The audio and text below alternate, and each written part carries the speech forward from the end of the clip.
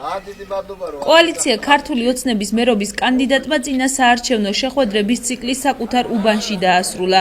ბეგი სიორიძე ფარნავაზ მეფის ქუჩის მცხოვრებლებს ხარდამჭერებთან და ოჯახთან ერთად შეხვდა. შეკრებილ საზოგადოებას პირველად სიტყვით ოზურგეთის სახელმწიფო თეატრიც სამხატვრო ხელმძღვანელმა ვასილ ჩიგოგიძემ მიმართა. ისაუბრა თუ რატომ უნდა იქნეს არჩეული ბეგი სიორიძე ოზურგეთის მერად, რა უპირატესობები გააჩნია მას სხვა ოპონენტებთან შედარებით და სიტყვა მერობის კანდიდატს გადასცა.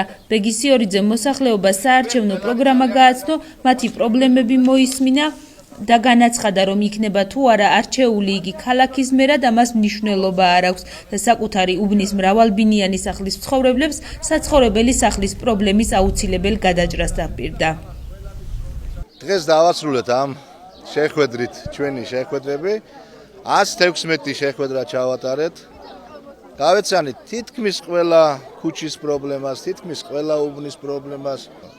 შემიძლია გითხრათ, რომ ქალაქ ოზურგეთის ნებისმიერი უბანი, ნებისმიერი ქუჩა რითის უნთქავს ჩემთვის ძალიან კარგად ნაცნობი არის და 3 დღე დაგვრჩა არჩევნებამდე. დარწმუნებული ვარ, რომ არჩევნებში გამარჯვებას ქართული ოცნება მოიპოვებს, დარწმუნებული ვარ, რომ არჩევნებში გამარჯვებას ქალაქ ოზურგეთის მერობის პოსტზე ბეგლარ სიორიძე მოიპოვებს და შეუდგებით ყველა ამ პრობლემის გადაჭრას ნაბიჯ და დარწმუნებული ვარ, რომ არც ერთი პრობლემა გადაუჭრელი არ დაგვრჩება.